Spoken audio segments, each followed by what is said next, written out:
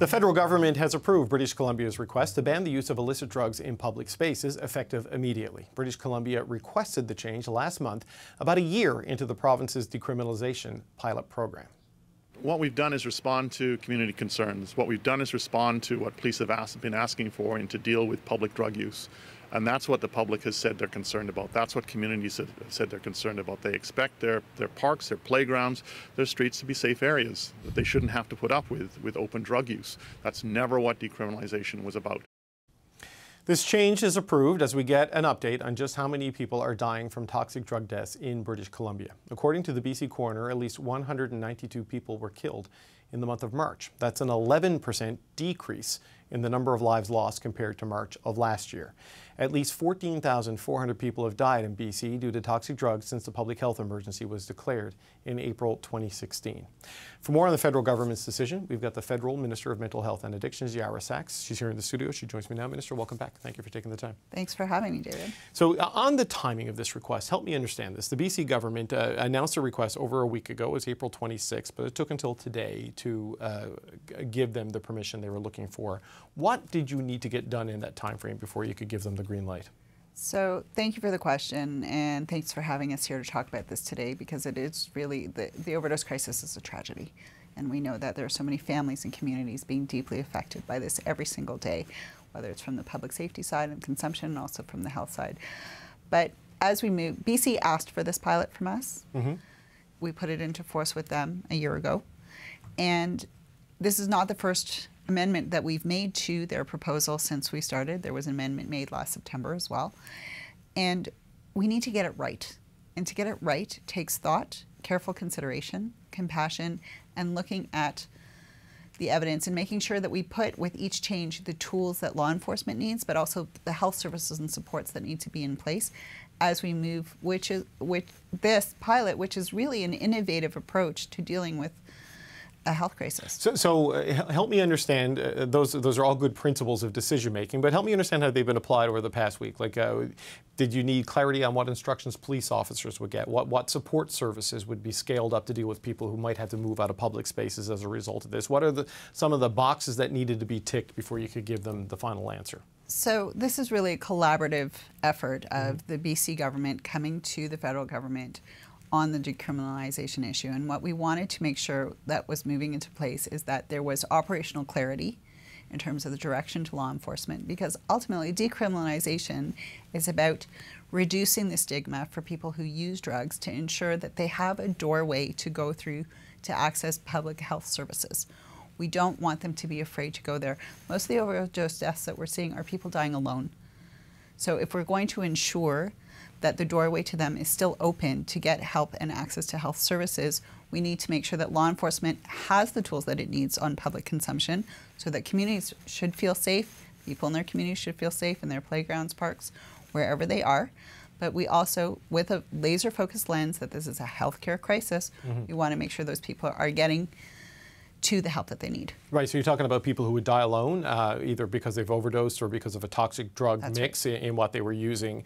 You want them, when a medical crisis hits, to feel free to call the police, so that, because they will not, or call the ambulance, because they won't end up in a criminal situation as a result of this. Their challenges will be treated as a health issue. Absolutely. That's the whole driving. And there are other tools such as the Good Samaritan Act and other pieces to the puzzle, but we also want that in the case of if someone is stopped in public use, that police have direction. It really needs to be, if someone is causing a safety issue in public use, then we want to make sure that law enforcement has the tools that it needs to de-escalate and also get that person to where they need help. So this is where the good intentions, as people see it, of decriminalization collides with the public order challenges that have manifested as a result of this, right? And this is why this partial walkback, David Eby and his government are still committed to the decriminalization project as a way to deal with the toxic drug issues in British Columbia, but the public disorder component of it became too much of a challenge for society. So what have you learned from this? I don't want to call it an experiment, but it's a test. A lot of this is a pilot program. It is a trial phase. What have the governments learned about the unintended consequences of what happened here in terms of crafting future policy choices? So the policy remains the same. We are operating from a public health and a public safety lens. That is why we're embarking on this work with the pilot that BC asked the federal government to consider when it came to the Section 56 exemption.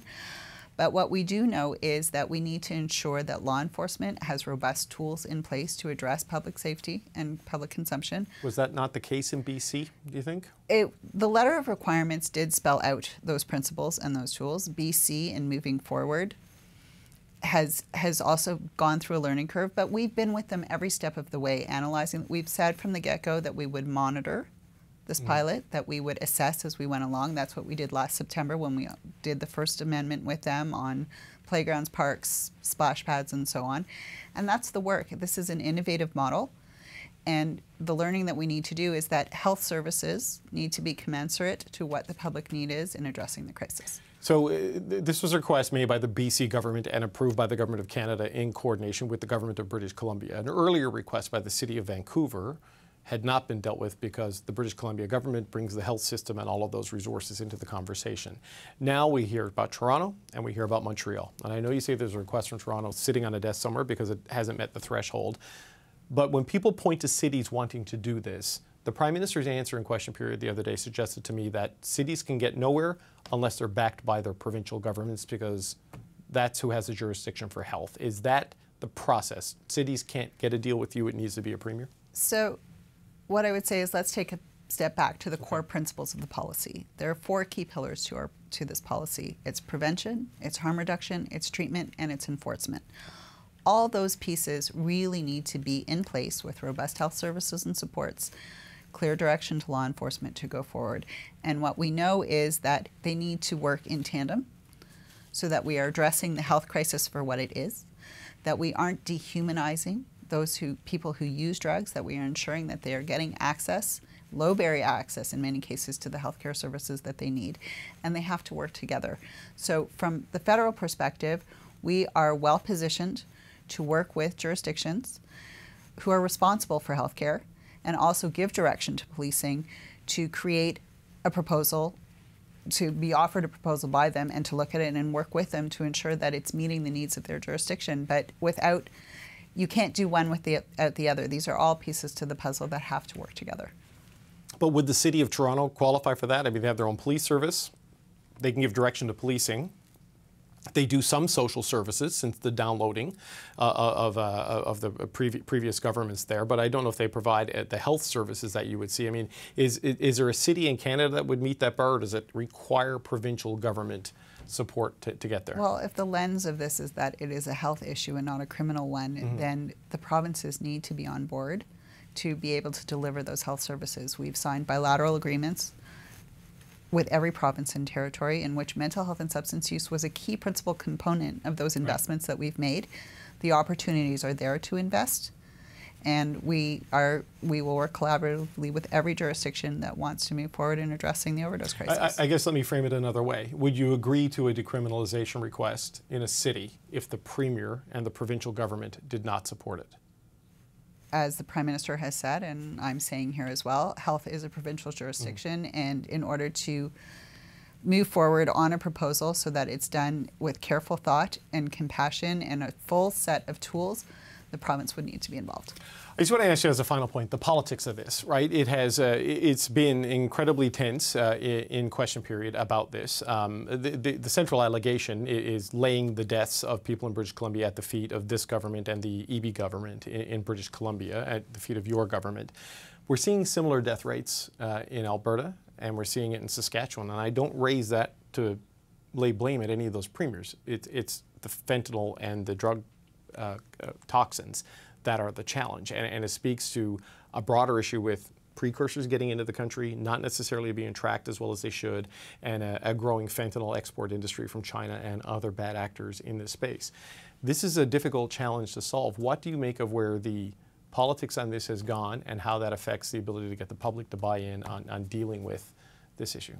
So I have to say, on a personal level, as a mother who worries about the safety of my own kids, and for many families across this country and communities who have been impacted by the illegal toxic drug supply, who have lost loved ones or are struggling with loved ones who use substances and need help, to see it polarized to such an extent, to see the level of misinformation, to take political points at the cost of the families who have lost loved ones and lives that have been lost.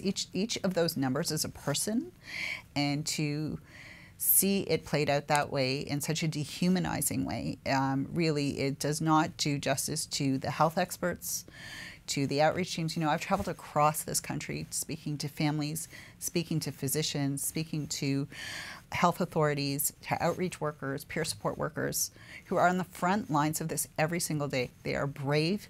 They have rolled up their sleeves to save lives, and to see it polarized that way in the House is just really, it's disgusting. And it doesn't meet the moment. What meets the moment is good policy and collaborative work with jurisdictions, and that's not what they're talking about.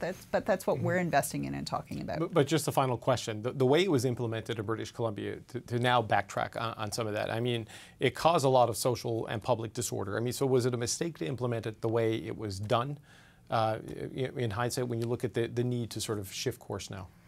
BC asked for this proposal, and we worked with them on it. The initial letter of requirements really set out a roadmap about the public safety and the public health pieces. BC has been scaling up their healthcare services. In the amendment that we put forward, there is a robust outline of our expectations of the BC government in terms of further implementing the health services that are needed to meet the moment. And that's what we should be doing. We should be doing this with compassion. We should be doing it with a sense of really rolling up our sleeves and making the investments and the commitments that we need, and working collaboratively and not divisively. Okay, Minister, thank you for your time. Yara Sachs, Minister of Mental Health and Addictions.